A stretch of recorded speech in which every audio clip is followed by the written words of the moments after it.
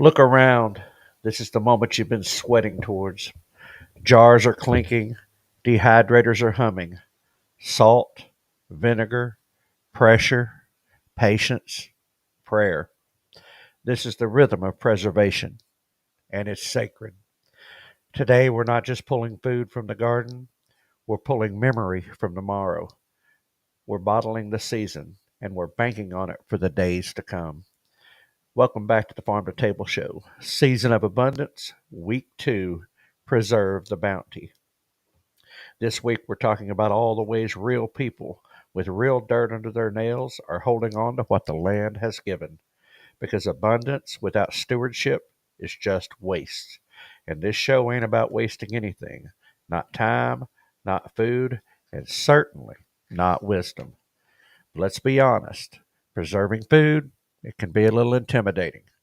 If you've ever lost a full batch of tomatoes because you forgot to let the jars seal, if you've ever turned a cucumber into a soggy science experiment instead of a crisp pickle, if your first sauerkraut smelled like gym socks dipped in battery acid, then congratulations.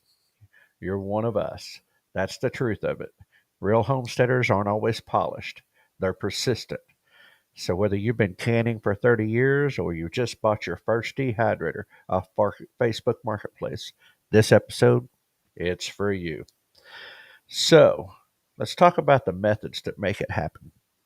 Canning, dehydrating, fermenting, freezing, root cellaring.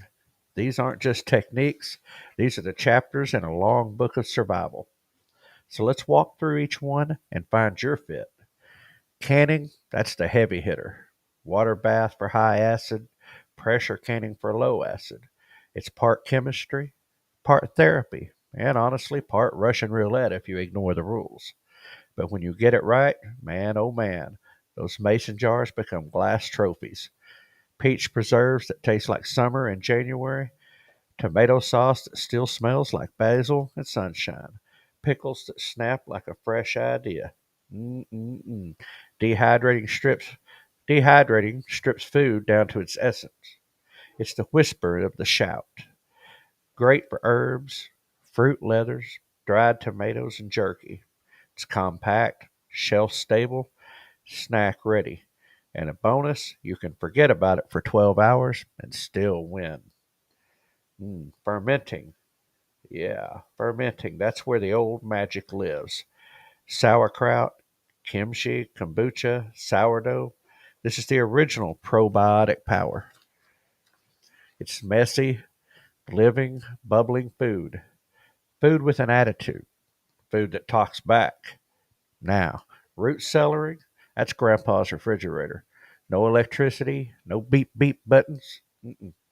Just herbal storage. Potatoes, carrots, apples, onions, beets, cabbage, tucked away underground like treasure, preserved by temperature, airflow, and old fashioned know how. Mm. Now, let's talk about some funny fails and some homestead wins. How about that? Let's lighten it up just a little bit because preserving food, it's like riding a bike. If the bike had a pressure gauge, boiling water, and the possibility of botulism, let's talk about some fails right fast. Forget to leave headspace, and your strawberry jam might explode. Sticky crime scene. Delicious, but deadly. Maybe you accidentally swap salt for sugar. You might end up canning 12 pints of salty apple butter.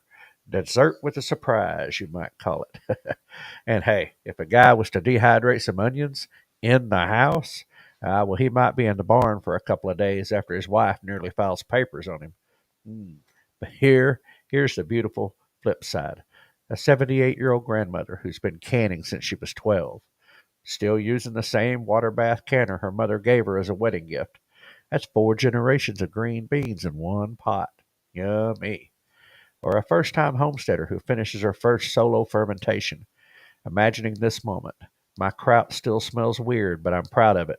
Kind of like my teenager. A single mom cans enough soup to last her family through the winter. That isn't just shelf stability, it's self respect. Saying, I did that. Now, failure teaches humility, and success builds grit. And together, they write your homestead story. So let's go a little deeper because this just isn't about saving food, it's about saving meaning. Every jar is a time capsule. You open it in February and remember that July sun, the sweat on your brow, that bee that wouldn't leave your neck alone. You remember what it felt like to grow something, to give your time and effort to the soil and get something back. Preservation says, I will not waste what the land gave me. I will not forget the season. I will make sure it feeds me when the season is gone. Now, that's emotional. That's spiritual. It's stewardship in motion. It's responsibility in action. And it's what makes the difference between living from week to week and living like someone who understands the rhythm of time. And there's the thing, this isn't a new idea. Our grandparents did this. Our great grandparents did it because they had to, not because it was a trend, not because it was Pinterest worthy. No, but because it was survival. Preservation was built into the annual calendar. Hogs were butchered in the cold months for storage. Cabbage was packed into crocks. Corn was dried, shelled, and stored. Apples were turned into sauce, cider, and vinegar. And root cellars, they were as common as front porches. They knew that food security wasn't a global supply chain. It was a full pantry, a cool cellar, and a full row of sealed jars. We're not reinventing anything, folks. We're remembering. Preservation, let's bring it home. This is about more than calories, it's about connection. Remember that old recipe your grandma had, written in cursive on a flour dusted index card?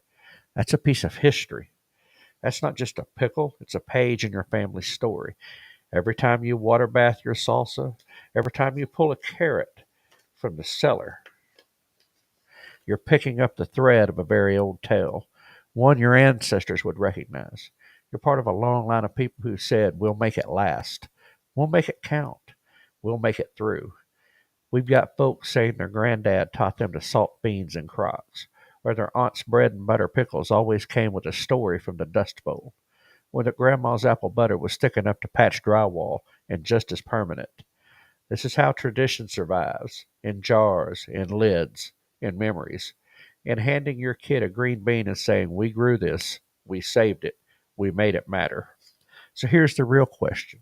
What are you doing with your bounty? Are you eating fresh until you're sick of zucchini and letting the rest rot in the garden? Or are you stepping up, jars ready, shelves cleared, sleeves rolled up? Because this season is brief. The abundance fades, and winter's hunger is real. Don't just grow for today, grow for February. Grow for next spring. Grow like someone who's planning ahead. Preserve your food. Preserve your memories. Preserve your dignity. And preserve the culture that says we can take care of ourselves. This is not some prepper fantasy. This is practical wisdom. And you don't have to be perfect. You just have to start. Maybe you start with a dehydrator and some herbs. Or start with a few jars of tomato sauce. Start with one batch of kraut that bubbles over and freaks out your kids. But just start. Because preservation is power. Preservation is preparation, and preservation is respect for the food, for the land, and for your labor. Let's close with this. To preserve something is to believe in the future. It says, I trust there will be a tomorrow. It says, I believe this effort will still matter when the season changes. It says, I'm not just surviving, I'm building something that lasts. And isn't that what we're all trying to do? Not just live off the land, but live in rhythm with it. Not just harvest, but honor. So here's to the pickled, the salted, the jarred, and the dried, to the cool root cellars and the steaming pressure canners, to the folks who fell forward, one lid at a time. You're not just storing food. No, you're storing strength. You're banking beauty. You're bottling up resilience for the road ahead. So crack that seal, taste that sunshine, preserve the bounty, and pass it on. Well, good morning, everyone. Welcome in to the Farm to Table Show. Not morning edition, it's Saturday. Normally, about this time, I would be bringing my brother in to join us. But Keith has been sick. He's been under the weather, and he messaged me just a few minutes before showtime, saying that he couldn't make it. He's headed into the doctors, heading in the hospital over there to get some blood work done and see if they can figure out what's going on. But so please keep him in his prayers, in your prayers. He's like I said, been feeling under the weather all week, and anyway, so we need to be praying for my brother. Anyway, uh, so let's do roll call real quick. It is roll call, roll call. Um, and it happens to short notice. Normally Terry I'd have brought you in, but it was like literally that short notice. But don't worry, we'll have our guest up here in just a few minutes. Anyway, let's go through. Cody in early this morning. Good morning, Code Man. Wake your brother up. He should be helping me. Anyway, uh, good, probably working honestly. But anyway, good morning, Scotty. Good to see you in. Good morning, Joy. Glad to see you in there. Let's see. There's Terry. There's Robbie. Good to see you all in there. Let's see. Yeah. Man, things are moving. I see somebody said good morning, Tracy. So I'm assuming she's going to pop up in there. There's Rebecca Touch by Yarn. Good morning, Rebecca. Uh, Terry, Sarah, and I think the first sauerkraut my wife made may have been like that. Yeah, there we go, Jerry. Not had much luck with fermenting it. I could do sourdough. Okay, see, this was Terry, but everything not so much. Yeah, I'm not touched that. Uh, but hey, just you got some digging to do, Terry. That's the secret to the old root cellar. He said he'd love to have one someday. I've got one. I just got to get it cleaned out and get the water out of it.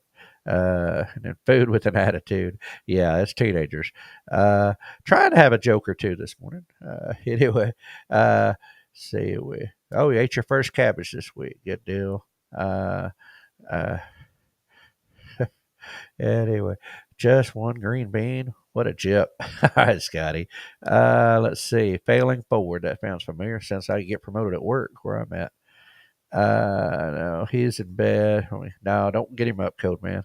Let's see. What's Rebecca got to say to us this morning? I wanted to let you know in a week it's my birthday. I'm hoping to be 1,000 friends by that time. Please not tell me what my account is right now, as I want to be surprised on my birthday. Okay.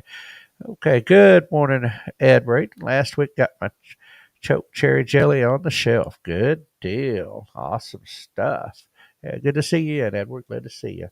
Well, like I said, normally this would be the time of the show that Keith and I would be uh, going over kind of the topic matter and kind of what his thoughts were on it. And I know we had his notes. And anyway, but I'm going to go ahead and bring in our guest for the day, and we can have a nice long conversation. So, good morning. Hey, good morning, Ryan. How are you? Doing good, doing good. Everybody, welcome in. If you don't know who this is Jack Dyer with Dyer Family Farms, and he's graciously agreed to join us this morning and bringing him in a little earlier than we normally would so we can have a little more time to talk since my brother's sickly and we'll Yeah, I hate to hear Keith's not feeling good. Yeah, he's been. I mean, he's been fighting this thing all week. Where it was. I mean, he started out Monday with foggy head, and it's just gotten worse. And I mean, he literally has went about 4 days without coffee because when he gets sick like that, he won't drink coffee. And Wow. so anyway, he's been struggling all week with it. We didn't get a lot of work done this week, obviously because of that. But so he told me yesterday, well, yesterday our time, last night his time, but anyway, that or early morning, however it worked. Anyway, that if he was still feeling that way when that he'd probably head in to get checked out and try to get some antibiotics and maybe get a saline bag or something. So Well, hopefully that'll fix him up, man. Terry's in the chat there taking care of Rebecca, trying to support her. yeah. Cody, the weather's out there, man. You got to go check it out. Hey, Robbie, welcome in. Yeah, we'll be playing the weather report here in a little while. It's loaded. Just gotta get over. So we'll get to the weather report. I won't put Jack on the spot to do it live. But anyway, so how you been doing? Man, I've been on vacation. So we've taken a week off, and yesterday was the first. Let's see, we got to go back Monday, whatever day. It's been 10, 12 days since we worked and doing a Uh, lot of fishing. And so it was about 1 o'clock when I laid down this morning. well, Got time up at best. 4. Yeah, I got up at 4, done the weather report, and done my Bible study, and then I laid back down. And I really wanted to hit snooze, but my buddy Ryan, I promised I Yeah. would be here. Well, I understand. Believe me, it wasn't quite that late when I got to bed, but with the week that I've had, it was real hard to not hit the snooze button and say we ain't doing this today. But uh, people would have freaked out on us, I think. But We we did a little crappie preserving this morning at 1 o'clock when we slipped it in the freezer. there you go. I didn't talk about it in the monologue, but freeze drying, that's a whole other different level of preserving. It is. It's got its place. You know, and I was sitting there thinking about it, it's like quite a bit of it's a little bit of a front load on the front end investment wise. It is. It is heavy loaded. I seen a good buy on Facebook Marketplace. Seen one for like $900. That's a real good buy. I get my It, heart. it, yeah, it's the small one. So, but that's less than half price of a new one. If it works, that would be a really good buy. Yeah, that's what I said. I keep an eye. Of course, uh, our favorite salesman sends me. I get the ads when they got them on sale and stuff in my email, but I'm not there yet. I hadn't even got the stuff to freeze dry, much less need the freeze dryer. So You'd be surprised if you've got stuff to freeze dry. Robbie, I have been fishing every day for the last 11 days, I believe. oh man. So to No, say, Robbie, are you not out this morning? I figured he'd be out on the lake. yeah, yeah, Uh, he usually does. I'm but not telling you we've been successful every day. It's just been good to go. right. Well, at least it looks like you kept the hat on this time and kept the sun off of you. Yeah, I didn't get blistered near as bad as I did a couple of weeks ago. Hey, good morning, Tony. How y'all doing this morning, buddy? Good to see you in. Yeah, Yeah, good morning, Tony. I'm the same way. Crappie's got to be my favorite. It's not necessarily my favorite to go fish for, but it's my favorite to eat. So Well, mine was crappie for years and years until I made it up to Alaska and done some halibut fishing. I see. I And haven't got to do that, but that looks fun. I've watched it on TV. That looks fun. oh man, that halibut is the best eating fish, Yeah. bar Wow. none, my opinion. I've Bar never had. none. Well, I'll phrase that. I've never had it fresh for certain. And I think Yeah, that. you Uh, pull it out of the ocean, butcher it yourself, and then lay it in a on a plate after you've prepared it. Man, it is good, and it is any way you can think of doing fish. Halibut is good to do with. That's awesome. Yeah, that makes it universal. I grew up, I guess, like a lot of people, fishing on the ponds and grabbing catfish, mud cats as we call them. It just grew up that way, and they call them bluegill now. We called them perch back when I was a kid. Right, right. Man, I bet I've eat 100,000 of them. My grandpa, he lived by a motto: if it's big enough to bite my bait, it's big enough for me to bite. That's it. That's what I said. I can think back to many a day of going out to the pond, coming in with that, getting out, cutting it all up, throwing it in a pan, and eating it for lunch. By the time and that was just it was easy. It was quick. Didn't take a lot of time. But grew up doing that, thinking I was, Dad would take us back on a pond. Me and him would go fishing, thinking we was just hanging out, having cool time, get to go fishing. No, we was fishing for dinner that night. So it was That's right. That's just always a good thing when you're successful, huh? oh yeah. We had a little honey hole behind us for a long time, and then some other people found out about it, and it kind of got a little thin. But Well, let Keith in on a little secret here. uh, You guys see me with my cup every morning during the Bible study. It's called Daily Bible and Coffee with Jack. But in this cup, there has not been coffee in almost 2 months. yeah. Yeah, I knew you said you'd got off of that, and that's It's strange, but this is chamomile ginger tea. Real, huh, real good for your belly. well, that's good. That's you got to take care of that. Without getting into it, I mean, how's that other thing that other change you made. How's that working out? It's doing great, doing fantastic. Getting ready to do a couple of things with my knees and stuff like that, but all of that other that I text you about, Yeah, yeah, I'm doing fine. good Still, deal. still feeling a whole lot better. Yeah, it's always it's always kind of a gamble kind of thing because of the reasons, but at the same time, the benefit when you can you know take care of that is a lot better. You know. Terry, Terry, you're right about the needs of electric, and you need good steady on the freeze drying. You do Yeah. have to have good solid electric supply, depending on what for, but it could be as much as a couple of days straight. Wow. They're not fast machines. Right. Yeah, like I said, let's see. Scotty said, I don't fish only for the reason to hooking my own lip when I was a little kid, so never tried since.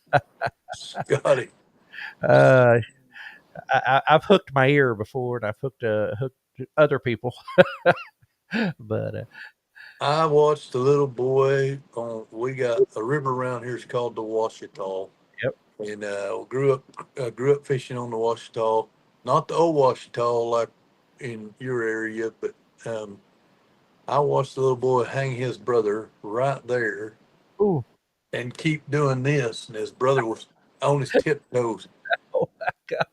And to top it all off, Daddy got aggravated, pulled that hook out, whooped them both, and sent them to the pickup. Yeah, there wasn't no wasn't no trip to the ER. There wasn't no. Wasn't no sympathy at all. Welcome in, Timmy S. Hello. Yeah, welcome in. So yeah, I was just about 12, 13 years old, and these kids was maybe 3 or 4 years younger than me. Man, yeah, it's talk about hooking. Terry said never hook skin, but few pieces of clothing. Yeah, I've watched a couple of hats go flying into the into their water, uh, but that was the hardest thing. I mean, I was used to being on banks and stuff. Fishing that way, so you could move and get room. And I started having to learn how to fish on a boat with other people, and it's like you really got to pay attention. Uh, Yeah, well, yeah. we were fishing in a dock house last night. Oh, nice. Nice. Just get to Uh, hang out. Yeah. yeah, Cadillacing, nice rocking lawn chairs and Man. everything you want right at your hand. Oh, that's just that's not fishing. That's just well, that's good though. Actually, I enjoy it. Uh like I said, I don't want to own a boat because I don't want all that headache, but I do miss fishing on a boat, and it's I've got I've got a boat. I've never even had in the water since it's been mine. My dad gave it to me, yeah. and I'd really like to get it going and get some jug lines going. Uh Now I got to read this. A couple of years ago, I caught a bass on a crankbait. He ended up getting in my finger. I had to go after hours to get it removed. Good grief. Wow. Ouch. That's what I'm saying. Ouch is a good statement, Terry. Yeah, Robbie. Yeah, that's man. Oof.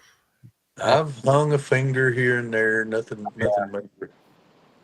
well, I guess probably outside of a hook, I guess probably the craziest thing. Couple of catfish reaching in there to get out and get on my hand, and they'd bite, and everything. But of course, I grew up. I got friends. I got family members actually. Cody's dad, and some of them, and even Cody's been. But noodling, you know, yeah, and I that's have been, and last time I went with a good friend of mine, Rod Thomas.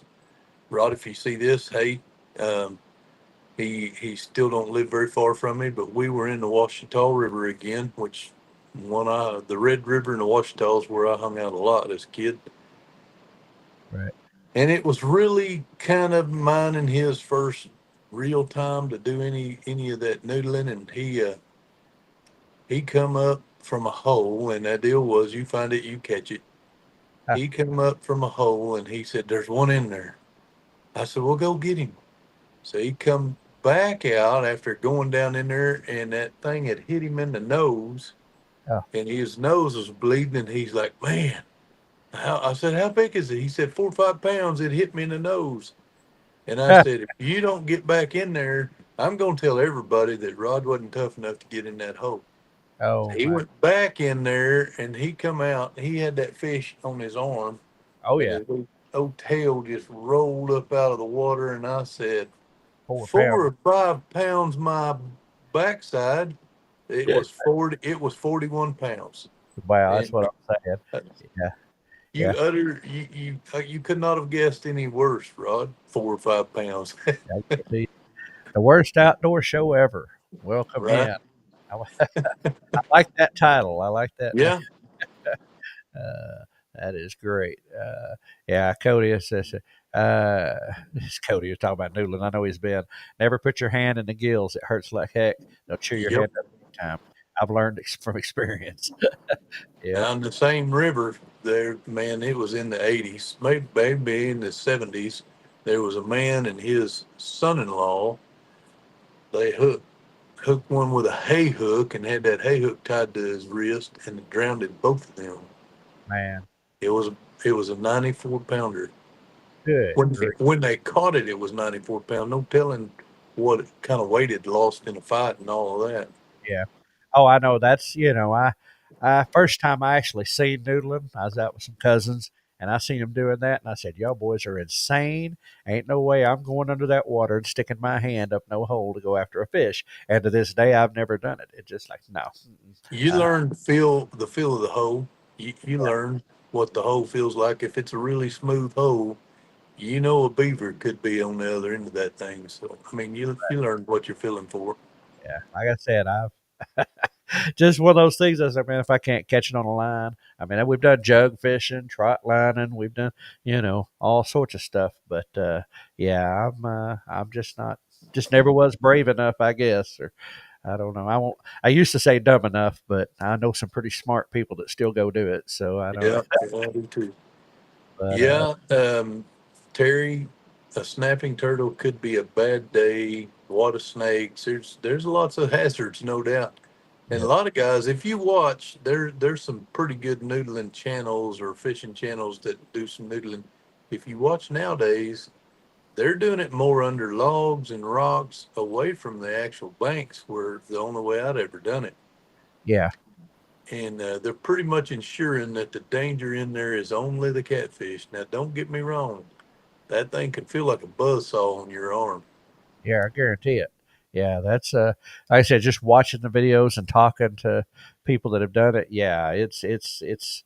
Uh, I mean, don't get me wrong. You get some, like you said, some big fish that way. But I don't know. I guess, growing up, just hearing the stories of the guys that got drowned doing that stuff, and it just, That old guy, that was about, I don't know, 12, 14 miles from where we hung out on the river where them two got drowned. And that was a big eye opener.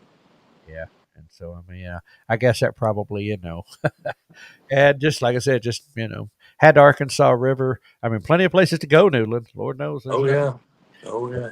Just grew up fishing rod and reel, and then, like I said, some trot lining, some jug fishing, that kind of thing, and that's just how we did it, and, So I just never really thought much more.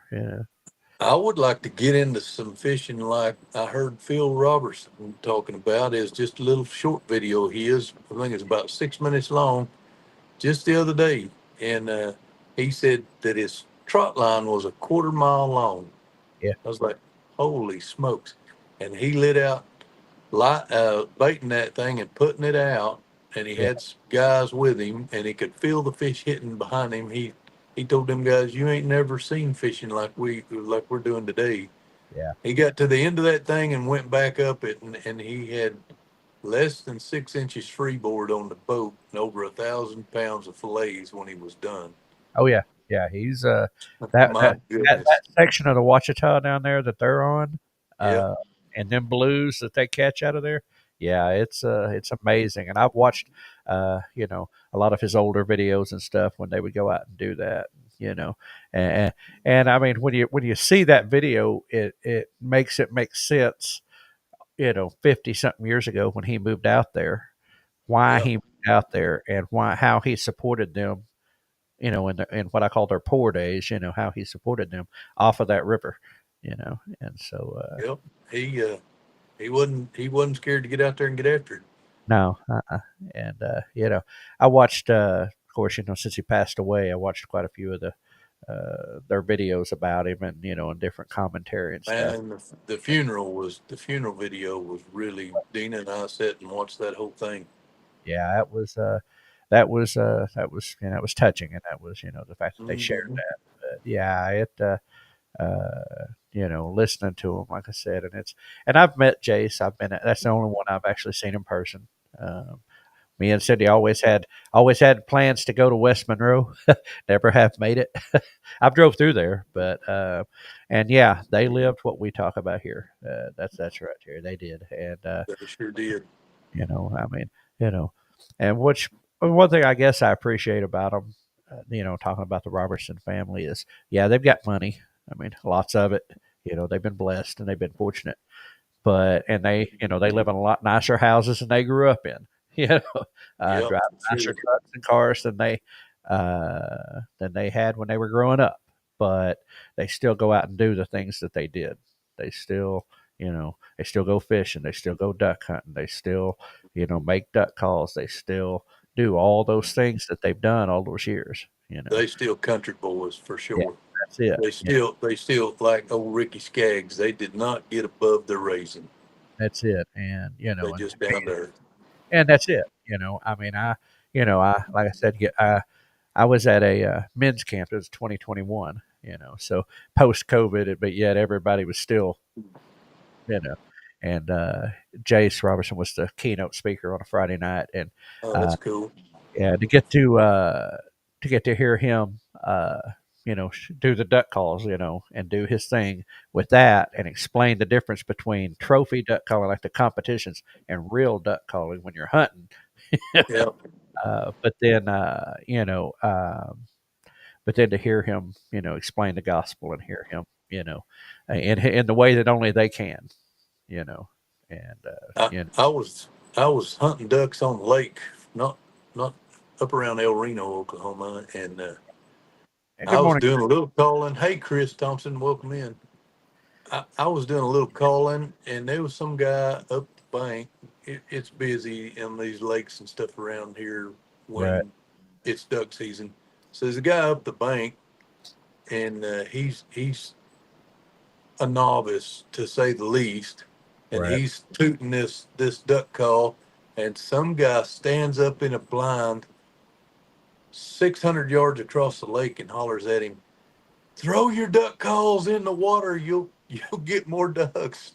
yeah, I just set mine down. I was like, I don't want him talking about me. I just put mine up and let the ducks come as they will.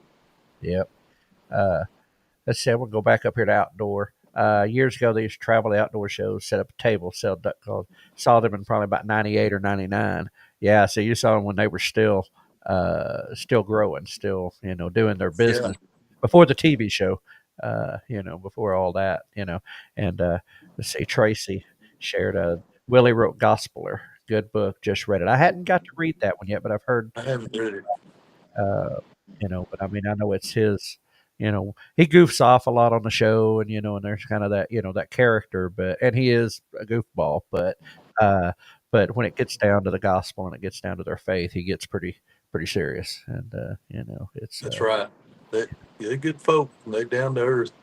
yeah, I tell and, you, it's because of them that I picked up a Benelli oh yeah, pew pew, whatever you want to say, right. and I have had it for many years and never had a better weapon.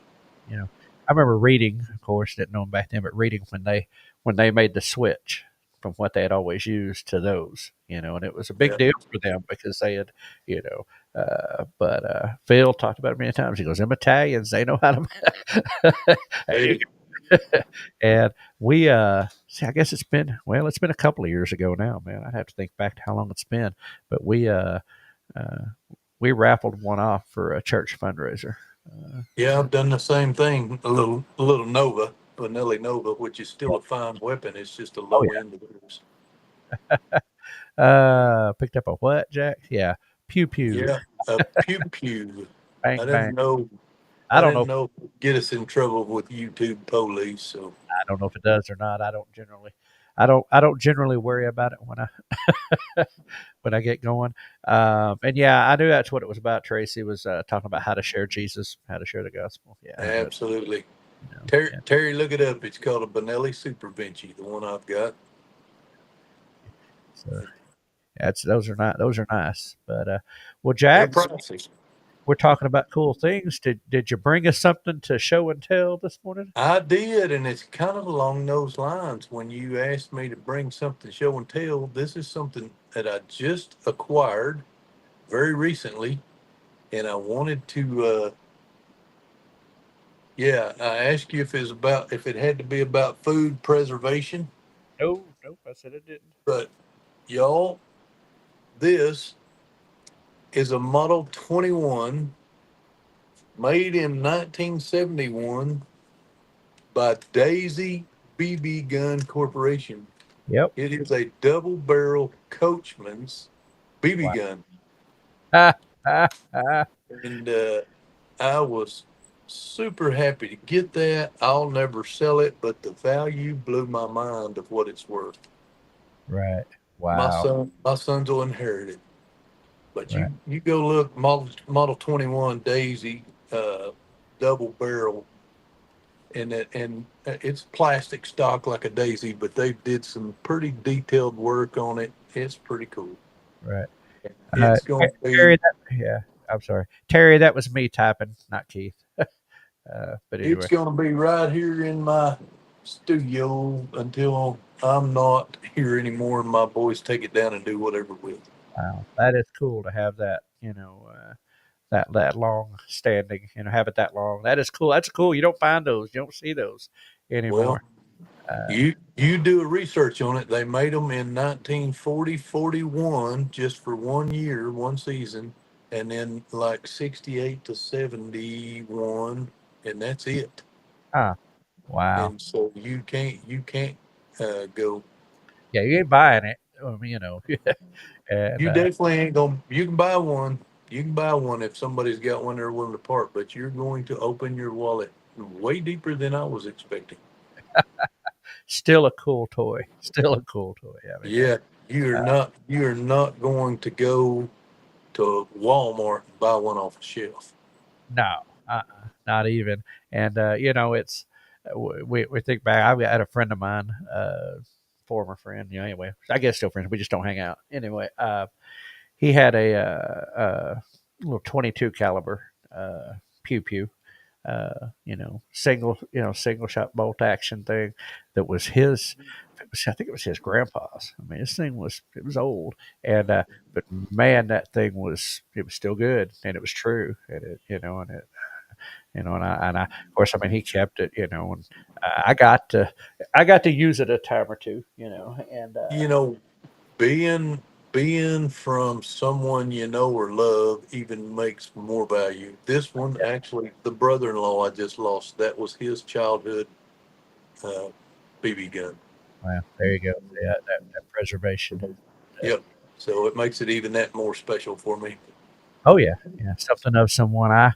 My had a great uncle that I was a teenager when he passed away, but oh, whoa, Hang on, that's me. I'm sorry. that's okay. Well, you're there. Okay, yeah, there we go. He Robbie sent me a picture. I didn't know if I could look at it or not, but okay. Don't be messing us up, Robbie. No. Uh, sorry about that, Robbie. I caught a glimpse of it, but I'll have to go back and look at it later. we Yeah, I had a great uncle on my mom's side when I grew up as a kid, which Uncle Bill, and I loved Uncle Bill. I mean, he was my buddy, uh, and he had a couple laying in the corner, and one it was an old Remington 30-30, and super old, and but then he had a 12 gauge, um, and it was tall. That thing was full. It was all there, uh, and the room that we got to sleep in when we'd be up there, well, that's where those were at, And he come in there first time he come in there and he kind of looked around. He said, "Boy," he said, "you see those over there? He goes, don't touch those." Right, and You you know, paid attention. Yes, sir. If Uncle Bill spoke, you didn't argue with him, and the consequences were swift and fact.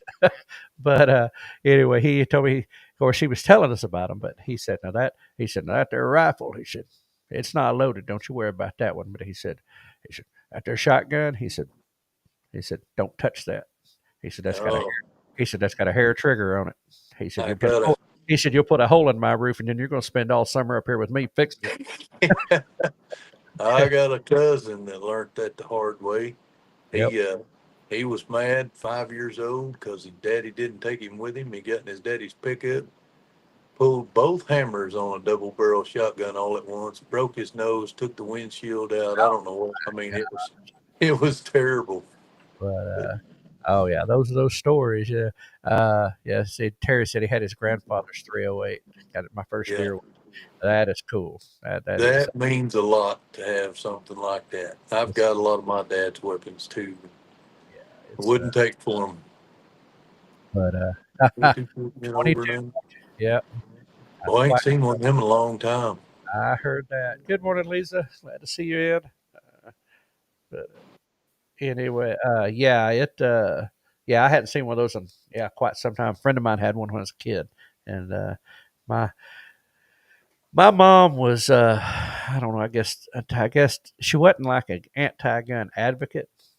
We just weren't going to have them, and which was straight, growing up in the house she did, and growing up the way we did. But and what her reasoning was before, I don't know. But one of my uncles, I guess you call it an accident because it was. I mean, it wasn't nothing on purpose, but it was I call it a stupid incident. It was a penalty of Yeah. stupidity, and but anyway, it was shot when I was about, I guess I was 10, Mm. and accidental shot and died, and so that really just, you know, so I had them. I just had to go through my friends and other people to get them, but had to work around the system on that one, before I got old enough to get my own. But anyway, let's see.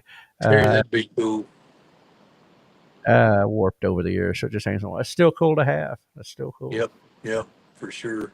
I uh, So I had you was go ahead. I was gonna say I had a longbow when I was a kid that I wish I had back.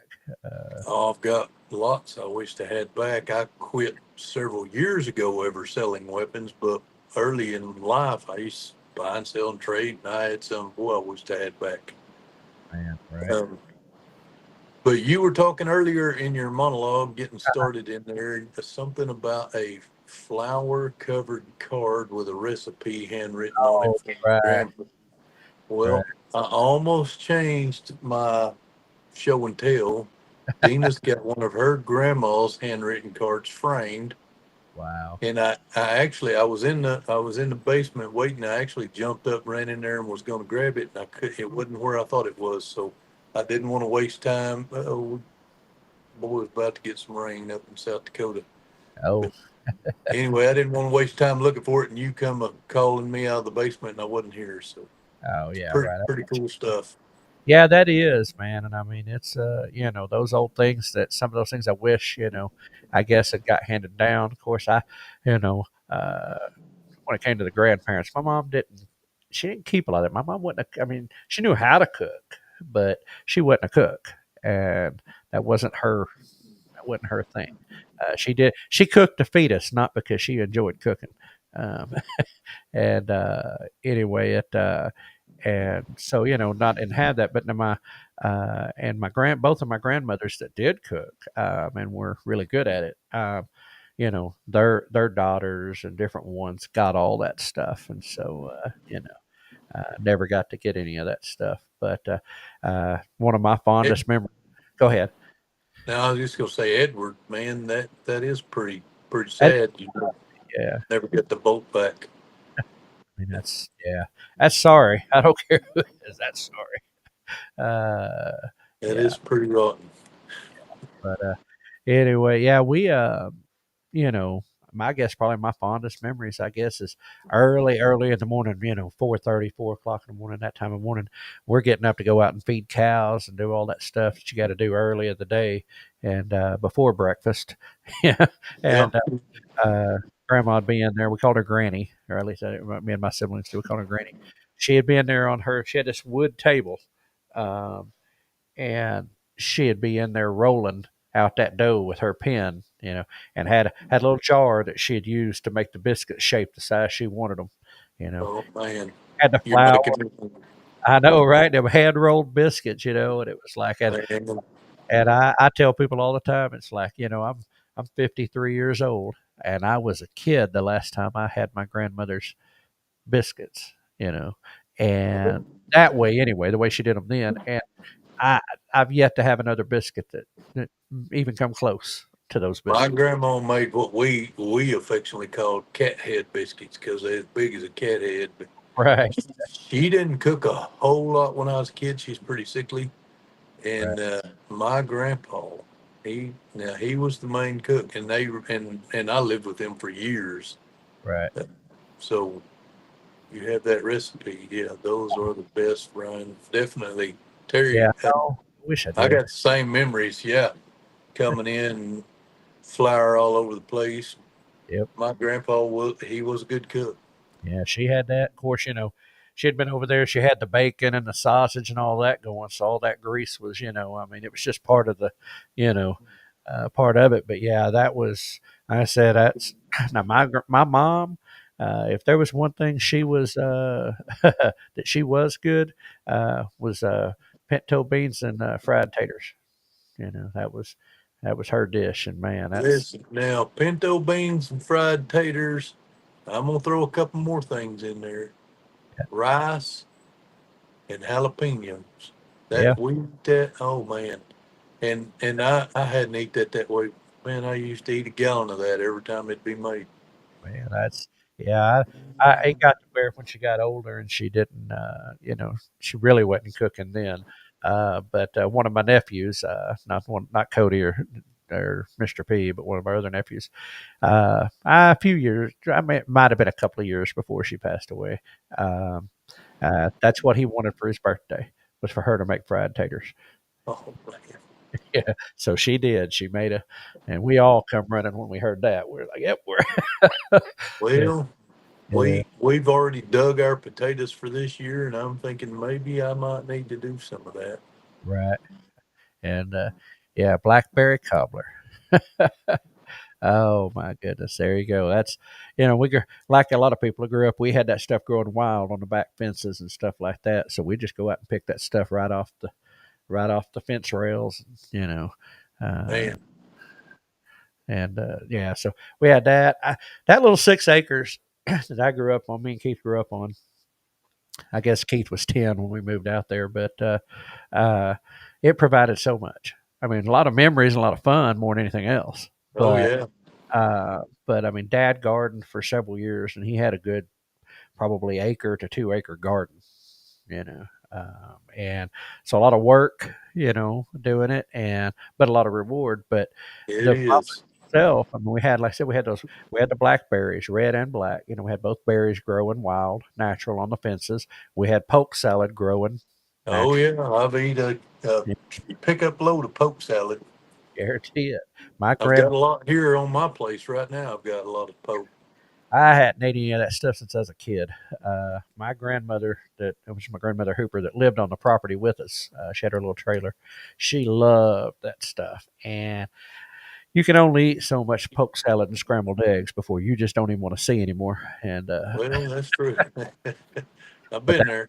that woman loved it. It was her food, and that's what she ate a lot of, and that's what she cooked a lot of. But for my memory, for her, for that grandma, well, I mean that obviously because she babysat me when I was a kid, so I got to eat a lot of it, whether I wanted to or not. And but grew up in that generation like you did, where you ate what was put on the plate, not Yeah, exactly. You didn't get up. right, exactly. I You was stayed doing it. there till I made a happy plate. That's it. And but my memory of her, and I understand having done it once now myself, why it was such a chore later in her life to get her to do it. But she every Christmas she'd do it. She'd make divinity fudge. Oh, mine too. Yeah, Man, I love divinity. yeah. And so it was and a few years ago, it's been a few years ago now. I just that memory had hit me, and I got the hankering to try it. And honestly got lucky, got really blessed that the first batch I ever did came out great. Um, and kids, everybody's talking about it. And I said, well, you mark this day down because it's probably the last. Yeah, it is labor intensive. I said, man, my hands, my shoulders, it all hurt. And I thought to myself, as a grandma, now I know why we had to beg you to do it. No We got, doubt. Yeah. she loved doing it, but as she got older, just the body just wasn't, just hurt her to do it. And so Well, my calculation, we got around 10 minutes we left. do. We're gonna have to start rolling things out and kind of getting through it. Yeah, Jack, I appreciate you coming on a little earlier than we planned since Keith was. no Uh, problem.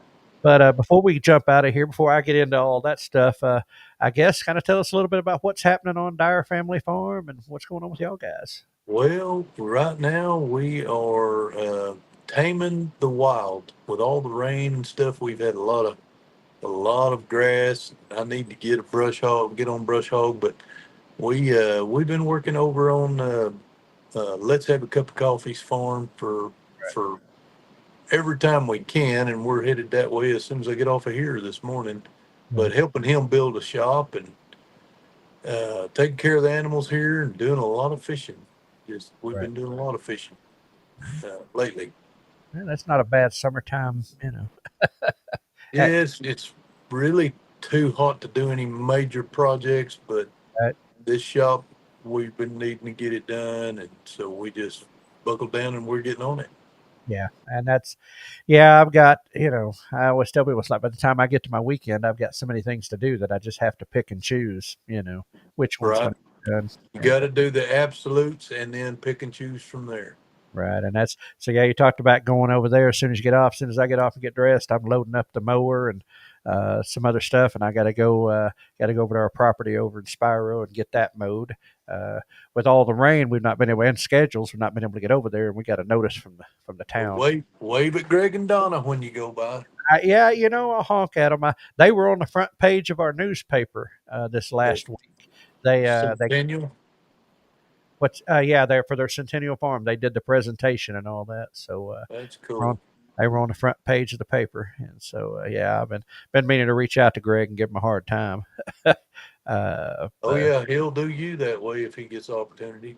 oh yeah, but so anyway, which I drive by through there at work a lot of times, don't get to stop, but anywhere near. But yeah, anyway, go over and mow that, and then I had shared, and I don't know if you were in or out of the show or not. I'm trying to get a business off the ground. Yep. Uh, with the headstones, and of course, the first ones that I wanted to do was my father-in-law and mother-in-laws and stuff like that. So I got over last week and did earlier, actually Monday, and did the initial cleaning and treatment and everything on that, but didn't realize hadn't been over there in a little while. The grass and everything up around there is just out of control, and so I'm going to swing by there and take care of that. And I had several years ago put a border around it with some lava rock and stuff in it, kind of dress it up. And new people came in, cemetery passed some new rules where if you got that kind of stuff, they don't mow your plot, they don't take care of it. And so, anyway, I'm going to go in and pull all that out and get it all cleaned up so they'll mow it and keep it mowed down. You But you know the word for children without parents, the orphan? B word. Oh, yeah. Yeah. Yeah.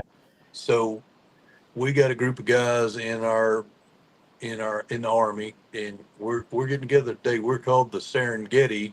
That word we're talking about. It was a name. It was a name one of our officers gave us years and years and years ago. Oh, Back in '89, if I remember, might have been '90. But wow. anyway, so a bunch of us are getting together for a cookout today. Clyde's one of them too. So, Oh, well, that's cool. That'll be a great day right there. That'll yeah, be. so I'm looking forward to that. After working at Clyde's, it's actually at Clyde's mom and dad's house. So his dad Oh, was in the military with us too. right. Yeah, every tell me about all that. That's crazy. But all that connection y'all had back there with that. But that's good that y'all get to be able to get together like that. That's Yeah, it's got some coming from out of state. Going to surprise some that don't know they're coming. It's gonna be a good evening. I guess if it wasn't for Facebook, I wouldn't have any contact with any of them guys I served with. But Well, we are blessed to be. Clyde and I was pretty close, and then Randy, the other main one. One of them's already passed on. Died in a motorcycle wreck a couple years ago. But Right. there was four of us. Now there's three. But anyway, Yeah. I digress. That'll be a good time. That'll be a good Yep, time. Yeah. I'm looking forward to it. Well, guys, everybody in the comments, appreciate all your comments. We're gonna wrap this up out of here. I would be remiss if we did not do the redneck weather report. So I'm sure that's just one word, hot. But anyway, but we'll go ahead and get that going right quick. Let's see. Butter and what did Robbie say? Butter and something. Oh, some type of butter biscuits or something with cookies. But anyway, here we go. Let's get that going. All right. Well, good morning, Rednecks. It is 72 degrees this morning, July the 19th, 2025. Got a 6 mile an hour southern wind. It still feels like 72. Dew point 66, and we're going to get to 98 today. God bless y'all. We'll see you again tomorrow. Well, good morning. Yep. I kind of sounded like I was asleep, but I'd only been working on about 2.5, 3 hours sleep there. So it's say 4 a.m. It probably Yep. Yep. probably probably does. Yeah. Let's see. What did he have there? It was let's see. Uh, Tracy was saying they had butter bread and sugar sprinkled on it, but he was saying butter sandwiches and sugar biscuits is what Robbie had said earlier. Yeah, I remember thinking like cornbread and milk, thinking that was the greatest Yeah. treat. Yeah. No doubt. You know, Cornbread milk's good, yeah, especially if it doesn't have broccoli in it. right. Well, right. No kidding. The thing is, we talk about all that stuff, but reality is that was just poor folks' uh, desserts and snacks. But created great memories when we look back on them. Yeah. Well, we was talking about this week. Me and I think it's Clyde and Stacy and Dina. Right. And when I was in the second grade, my dad was going to school at Okmulgee Tech, Right. and which is an extension Yes. of OSU. Yeah. And we used to get a sack of potatoes. Three kids at home, right? Yeah. Robbie's saying I'm wrong about the broccoli comment, but Yeah. we'd get a sack of potatoes, and one week we'd have potato soup. Now, mind you, us kids was going to school, so we did get a meal at school, but we'd have potato soup all week long, and the next week we'd have potato salad all week long. And I can't tell you how many weeks we did that, but it was a pretty good while. Yeah. That's just what we did to get by. Things like. Yep, it was. But, well, we're going to move right on into the next part of our day, which is the brain buster.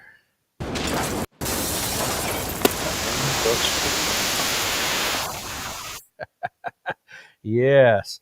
If you're in the living room and you pass away, did you die or are you just knocked out?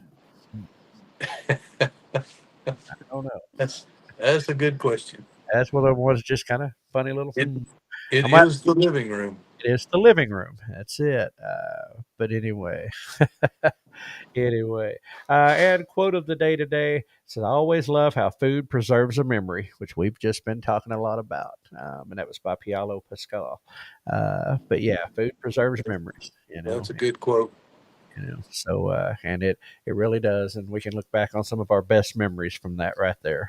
We can go make more like I plan on to tonight. There you go. I got about 10 pounds of venison sitting out for this little deal tonight. Oh man, that's almost worth the drive to Western Oklahoma. No, anyway, uh, Breaking out the good stuff. there you go. Well, it's for a worthy cause. There you go. Upcoming events: Ozarks Homesteading Expo, September 5th and 6th, Marshfield, Missouri. I was just on the phone with Cheryl Franklin, who's the founder, creator, director of that, the other day, getting our stuff lined up for the Farm2Table Show to be there, and they have got a speaker lineup that is incredible this year. Um, Looking forward to it, and it's going to be a good event. Of course, Oklahoma Homestead Rendezvous, September 26th and 27th, Southeast Expo Center, McAllister, Oklahoma. That again is shaping up to be an awesome event this year. I'm looking forward to it. The speaker lineup is really good. The vendor spaces, the presentations, and It's getting better every time we hear from Chris. every It time. just takes a notch up. Yeah. Got a music fest, and I think she was trying to reach out to find somebody to do a car show, tractor show stuff. I mean, she's really, they're really putting in the effort. And I've been trying to find an antique tractor group or something, but I'm hoping Chris comes up with something. That'd be cool. That would be Robbie, you're spot on, man. the three things. Food, smells, and music. There you go. Absolutely. Homesteaders of America Conference. That event is sold out, but it's October 10th and 11th, front row of Virginia. Keep your eyes open. Maybe somebody will have tickets if you're out in that part of the country, want to go, willing to make the trip, whatever. But that is one of the oldest, and again, line up second to none there. Okie Homestead Expos put their dates out March 20th through 21st. 26th, Mays County Fairground. Get on their Facebook, Okie Homestead Expo. They've got a early bird special going on between now and I think August 1st for discount tickets. For I think it's $40 $40 instead of 50 right now. So early bird going on. They've got Dr. Temple Grandland. She's coming in this year, as well as all the other great speakers that we're used to having in there. So going to be another good event. 10 Killer YouTube Meetup has put out their dates, April 17th through the 19th.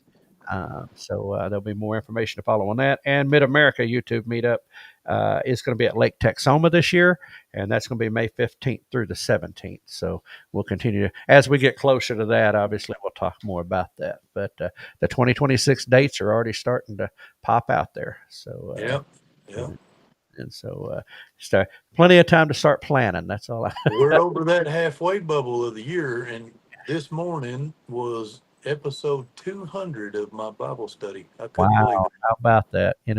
It is. It's crazy how it works out that way, and how we this is this year of doing this format, which we were doing the morning show every morning, and then now the once a week. But it's the 135th episode. Yeah. So yeah, it's crazy. Well, Jack, I appreciate you joining me, man, hanging out with me, and Yeah. you Had a know, blast. oh, won't be here next week, Terry said. Well, we will definitely miss you, and I'm going to have to put that on my mental calendar. Love the show and tell. The double barrel BB gun. Double barrel BB. I didn't even know they existed until I owned this one. There you go. Well, you got a piece of history right there. No doubt about it. Cool piece of history. But so everybody in chat, we appreciate you joining. That is a wrap for today on the Farm to Table Show well, not morning edition. I hadn't updated my outro yet, but anyway, Saturday edition. Anyway, yes, there. Thank you for putting that link up, Terry. Appreciate that. Thanks for joining us as we strive towards building stronger communities for now and in the future. If you Yeah, enjoyed thanks, Gary. if you enjoyed today's episode, don't forget to hit the like button, give us the thumbs up, share it with your friends, subscribe to our channels on Facebook, YouTube, X, and Rumble. It is the best way to stay connected and help grow the conversation about food, farming, and community.